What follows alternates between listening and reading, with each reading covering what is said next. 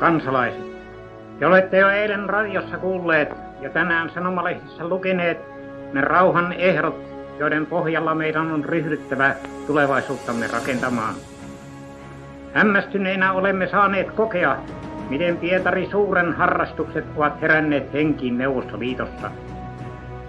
Taas uusiutui historiassamme monta kertaa esiintynyt ilmiö, että suuri osa Viipurin lääniä ja sen vapautta rakastava kansa tahtotaan irrottaa maamme yhteydestä, johon se kansallisella, historiallisella ja maantieteellisellä oikeudella kuuluu. Nämä kansalliset siteet ovat kumminkin niin lujat, että meidän on yhdessä kestettävä ja tasattava se kova kohtalo, joka heitä ja koko maatamme on kohdannut. Ja meillä täytyy olla kuntoa siihen, sillä Suomen kansa ja itsenäinen Suomi kaikkine kansallisine oikeuksineen on sodan jälkeen voitu säilyttää lukuun ottamatta mainittuja alueita.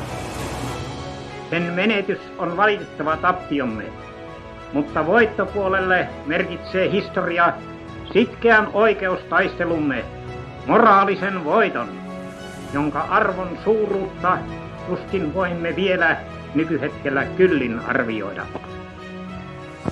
Sodan vauriot ovat monessa suhteessa raskaat kantaa, mutta me luotamme siihen, että ne sivistyskansat, jotka tunnustavat puolustustaistelumme kantavat perusteet, katsovat velvollisuudekseen meitä tukea jälleen rakentamistyössä. Mutta niin suuriarvoista, kun on ollut jo tähän asti vieraiden kansojen apu, niin on tärkeintä luottaa omiin voimiimme. Elävä kansallinen yhteistunto on ollut voimamme taistelun melskeessä rintamilla ja rintaman takana. Ja se on edelleen luotettavin voimanlähteemme myöskin tulevaisuudessa. Kansamme voi luottaa siihen, että hallituksen tarkoitus on ollut kaikin voimin estää rauhan teolla Suomen kansan elinvoiman jatkuva tuhoaminen tässä voimasuhteistaan epätasaisessa taistelussa, johon yksin olimme joutuneet suurvaltaa vastaan.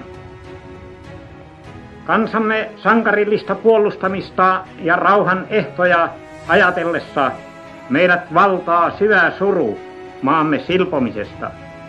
Mutta järkemme kehoittaa meitä kokoamaan kaikki voimamme yksimieliseen rakennustyöhön kulkiessamme eteenpäin tulevaisuutta kohti.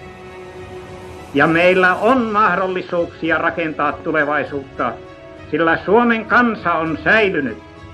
Valtiokoneistomme on koskematon ja suomalainen kansallistunto ja kunnia ovat jäljellä kirkastuneina ja entistä määrätietoisempina tulevista tehtävistään.